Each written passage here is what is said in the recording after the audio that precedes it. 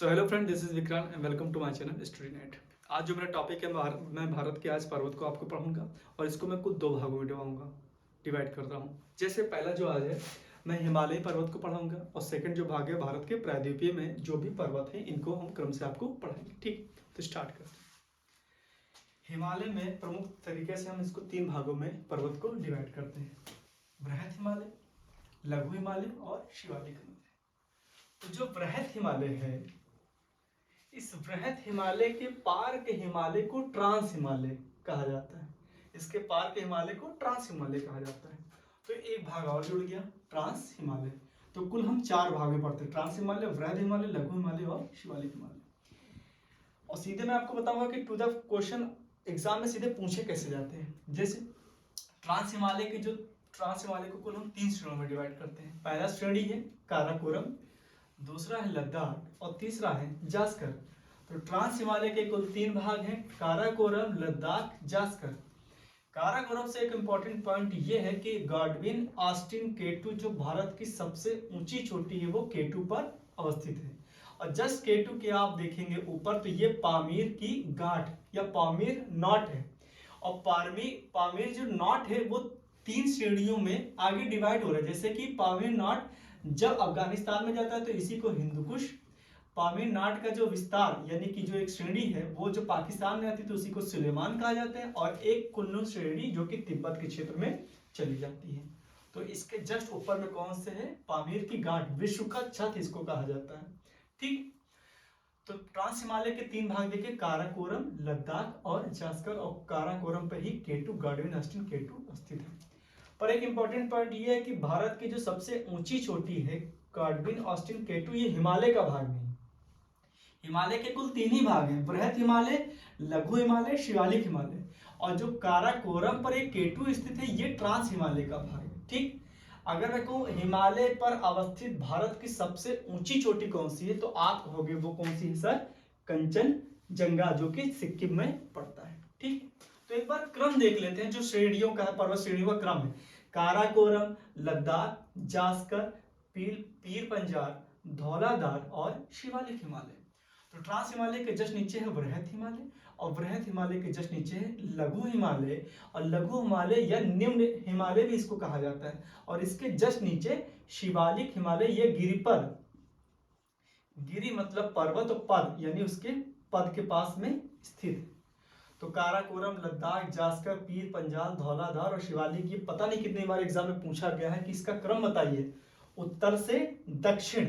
तो काराकोरम, लद्दाख, जास्कर, पीर पंजाल और धौलाधार, KLPD से याद कर लीजिए, KLPD। और इन दोनों के बीच में आपको खाली जास्कर को मैनेज करना है। तो काराकोरम, लद्दाख, जास्कर, पीर पंजाल, धौलाधार और शिवालिक। ये आपने उत्तर से दक्षिण देखा। अभी हम पश्चिम से पूर्व भी हिमालय का विस्तार पढ़ेंगे जो नदियों के हिसाब से डिवाइड है।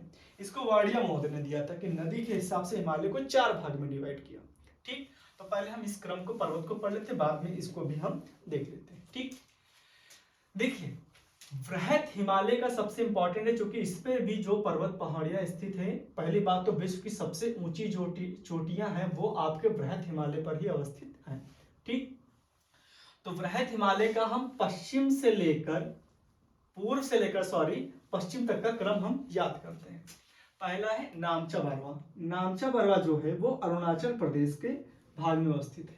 तो नामचा बरवा, कंचनजंगा, मकालू, एवरेस्ट की आप हाइट देख लीजिएगा 8,848.8 से भी बड़ी है, कुछ बड़ी है तो वो मैंने लिख दिया है। तो नामचा बरवा, कंचनजंगा, मकालू, एवरेस्ट, मनसालू नहीं लिखा है पर बीच में है मनसालू, अन्नपूर्णा, धौलागिरी, उसके बाद में नंदा पर्वत, फिर कामेत है, फिर आपका बद्रीनाथ है, उसके बाद में बंदरपुक्ष है।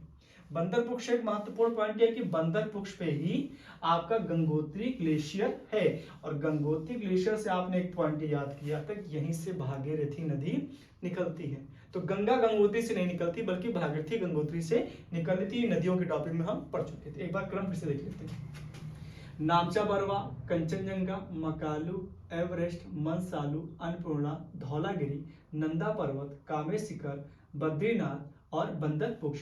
और है उत्तराखंड में, मैंने लिख दिया है, उत्तराखंड में त्रिशूल है, बद्रीनाथ, बंदरपुर, ये यहीं पर आपको मिल गए हैं। ठीक है, इसके आगे जब आप जाओगे पश्चिम की तरफ तो एक नंगा पर्वत भी पड़ता है। ठीक, तो ये आपने अभी तक क्रम देखा। ठीक, अब आपने उत्तर से दक्षिण का भी क्रम देख लिया।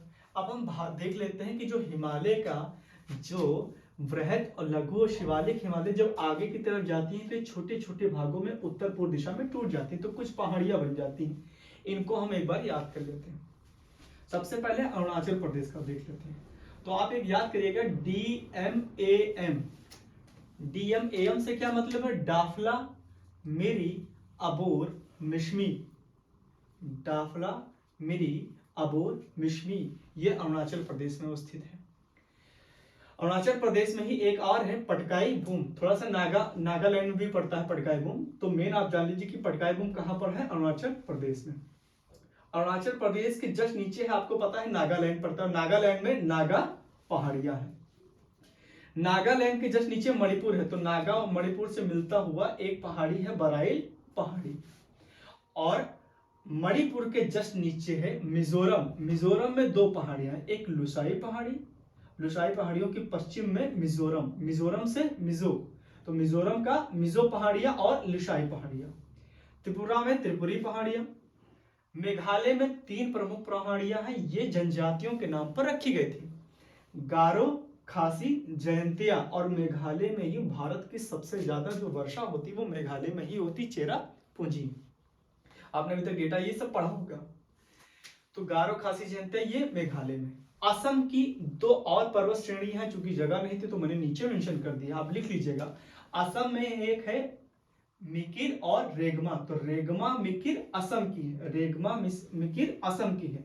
अरुणाचल प्रदेश की चार देखिए आपने, DMAM, डाफला, मिरी, अबोर, मिसमी, नामचा बारवा, पटकाई बूम, नागा पहाड़ियां, बराइल पहाड़ियां, लुसाई पहाड़ियां, मिजो पहाड़ियां, त्रिपुरी पहाड़ियां, गारो, खासी, जयंतिया, और आपका ये नॉर्थ ईस्ट एरिया पूरा कवर हो जाता है। ठीक है, ये आपने अभी तक क्रम देख लिया। अब हम देख लेते हैं भारत का जो पश्चिम से जो पूर्व है, नदियों के हिसाब से जो हिमालय को डिवाइड किया है, इसको हम देख लेते हैं। ये माड़िया महोदय ने इसको डिवाइड किया था। तो इसको कुल चार भाग हैं, 1, 2, 3, 4। तो सिंधु नदी से सतलज नदी के मध्य में जो हिमालय है उसको पंजाब हिमालय कहा जाता है। पहली बात तो ये क्रम पूछा गया है बहुत ही बार, यूपीपीसीएस का तो ये फेवरेट क्वेश्चन है। तो पहली बात तो क्रम याद करिए, पंजाब हिमालय, फिर उसके बाद में कुमाऊं हिमालय, फिर आता है नेपाल हिमालय, फिर उसके बाद में असम हिमालय आता है। पंजाब, कुमाऊं, नेपाल, असम। अब नदियों का क्रम देख लेते हैं कि पंजाब हिमालय सिंधु और सतलज नदी के बीच है, सिंधु सतलज के बीच पंजाब हिमालय, सतलज और तीस्ता नदी के बीच कुमाऊं हिमालय, तीस्ता और काली नदी के बीच नेपाल हिमालय, और काली और ब्रह्मपुत्र नदी के बीच असम हिमालय। एक बार क्रम देख लेते हैं। आपको पता है सबसे भारत की यहाँ पर सिंधु नदी हो, तो सिंधु नदी और सतलज के बीच में पंजाब यहाँ पड़ता है, तो सिंधु सतलज के बीच पंजाब, सतलज और तीस्ता के बीच कुमाऊं हिमालय, तीस्ता और काली नदी के बीच नेपाल हिमालय, और काली और ब्रह्मपुत्र नदी के बीच में असम हिमालय पड़ता है। ये वाडिया महोदय ने कंसेप्ट दिया था। तो अभी हमने जस्ट देखा है कि हिमालय, जो भी हिमालय पर अवस्थित पर्वत हैं उनको आपने एक बार देख लिया। अब जो नेक्स्ट वीडियो हमें है, मैं भारत के दक्षिण के जो भी पर्वत पठार, पश्चिमी घाट, पूर्वी घाट, नीलगिरी पहाड़ियां, कार्डमम है, हिल है, महाबलेश्वर है, शेषाचलम है, पालकोंडा, नल्ला, ये सारी चीजें हम नेक्स्ट वीडियो में देखेंगे। अगर आपको वीडियो अच्छी लगी है तो प्लीज लाइक एंड सब्सक्राइब करें। Thank you.